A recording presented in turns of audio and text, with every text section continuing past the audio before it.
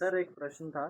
सुश्रुत संहिता में चिकित्सा स्थान के महावाक्य चिकित्सा अध्याय में जो 23वें श्लोक में बोला है अग्रदर्शी आदि व्याधियों में सिरावेदन के बारे में, तो नीचे अन्यत्र जो ये भी मिलता है कि सिरावेदन नहीं करना है अवबाहुक में। तो भाषांतर में बहुत कंफ्यूजन मिलती है, तो उसके ऊपर थोड़ा प्रकाश डालेंगे। जी, एक्चुअली वो सूत्र बहुत महत्व का है और उस सूत्र का भाषांतर हर जगह पे गलत आया है।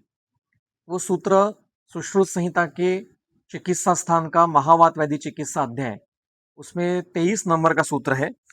और सूत्र ऐसा है कि गृध्रसी, विश्वाची, कोष्ठृक शीर्ष, खंज, पंगु, वातकंटक, पाददाह, पादहर्ष, अवबाहुक, बाधिर्य, धमनी गत वातरोगेषु यथोक्तम यथा उद्देश्यम च शिराव्यधम कुर्यात् अन्यत्र अवबाहुकात् वातव्याधि विचिकित्सितम च अवेक्षेत। मतलब उन्होंने क्या किया है, पहले भाषांतरकार क्या अर्थ बताते हैं वो मैं बताता हूँ कि गृध्रसी आदि ये जो अवस्था है इनमें यथा उक्त यथा उद्देश्य सिराव्यध करना चाहिए, लेकिन अवबाहुक में नहीं करना चाहिए और इनमें वातव्याधि चिकित्सा करनी चाहिए, ऐसा भाषांतरकार करते हैं। लेकिन प्रश्न मन में आता है जो आपने मुझे पूछा कि ऊपर जो लिस्ट है गृध्रसी आदि, उसमें भी अवबाहुक है और उसमें सिरावेद करने के लिए बोला है, और नीचे अन्यत्र अवबाहुक से अपवाद भी बता रहे हैं। तो ऐसा कैसे हो सकता है? तो यहाँ प्रॉब्लम सूत्र में नहीं है, कंफ्यूजन भाषांतरकारों का क्यों हुआ? क्योंकि यहाँ पे कॉमा और अर्धविराम लगाया गया है। संस्कृत में कभी भी कॉमा या हाफ कॉमा नहीं होता है, मतलब विराम और अर्धविराम नहीं होता है, तो वो छोड़ के पढ़ना पड़ता है। ये जो कॉमा और हाफ कॉमा जो है, ये जिन्होंने संपादन किया है संहिताओं का, उन्होंने इसमें डाले हुए हैं, तो वो कभी कभी गलत जगह पे पड़े गए। अब क्या हुआ, अन्यत्र अवबाहुकात के आगे उन्होंने हाफ कॉमा लगाया और उससे वो अलग दिखने लगा, लेकिन ऐसा नहीं है। आप वो हाफ कॉमा और कॉमा निकाल दीजिए और फिर सूत्र पढ़िए कि गृध्रसी आदि आदि में सिरावेदम कुर्यात, यहाँ एक वाक्य खत्म होता है, और अन्यत्र अवबाहुकात वातव्याधि चिकित्सितम च अवेक्षेत, ऐसा पूरा वाक्य है। मतलब क्या, तो गृध्रसी, विश्वाची, कोष्ठृक शीर्ष, अवबाहुक, बाधिर्य, धमनीगत वातरोग आदि में सिरा व्यध करना चाहिए, जैसा बताया है विधि पूर्वक वैसा करना चाहिए।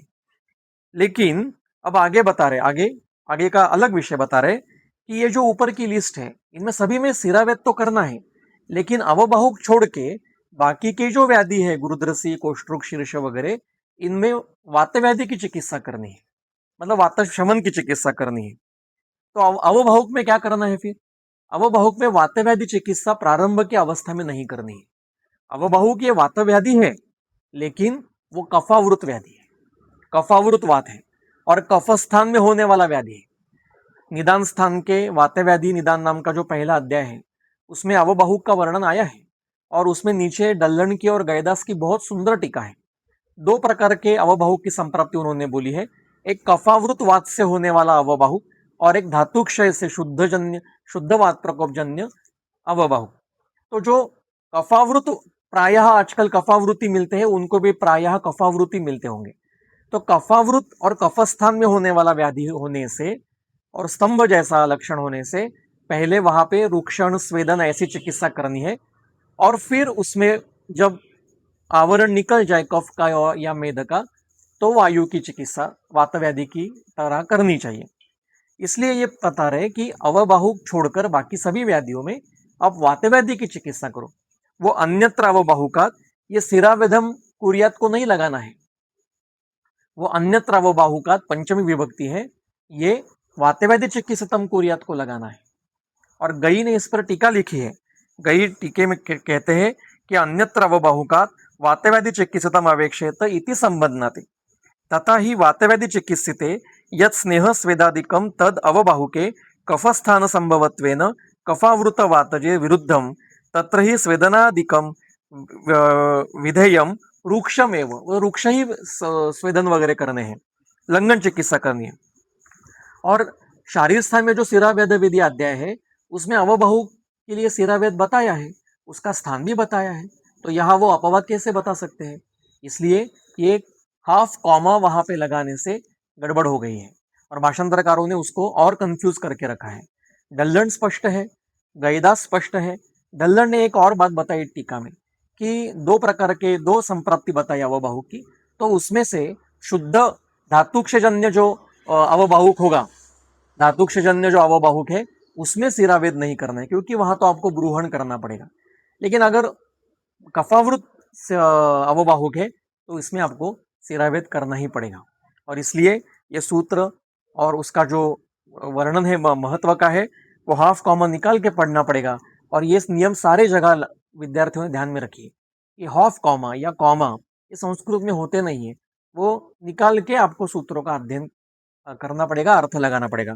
फिर से एक बार बताता हूं, रुद्रसी विश्वाची आदि व्याधियों में तथा धमनीगत वात रोगेशु यथोक्तम यथा उद्देशम सिरावेदम कुर्यात अन्यत्र अवबाहुकात वातव्याधि चिकित्सितम अवेक्षेत। और चकार आया है यहाँ पे, उससे डल्लन कहते हैं कि इन व्याधियों में वातव्याधि चिकित्सा करनी है उसके सिद्धांतों के अनुसार, लेकिन वात शोणित की भी तरह कर सकते हो आप, वात जोर की तरह भी कर सकते हो, कोष्ठुक शीर्ष की तरह भी कर सकते हो, ऐसा उन्होंने नियम बताए। लेकिन केवल वो हाफ कॉमा लगाने से भाषांतरकारों ने अर्थों का अनर्थ कर दिया कि अवबाहुक में सिरावेद नहीं करना है। ये सरासर गलत अर्थ है। अवबाहुक में सिरावेद करना है, लेकिन प्रारंभिक अवस्था में वातव्याधि की सिद्धांत की चिकित्सा नहीं करनी है। पहले कफ की चिकित्सा कर लो, रूक्षण, स्वेदन, लंघन आदि से, और फिर आवरण जब निकल जाए तो वातव्याधि की तरह चिकित्सा करो। ये हमेशा ध्यान में रखिए। कॉमा और हाफ कॉमा संस्कृत में नहीं होते। बहुत बहुत धन्यवाद।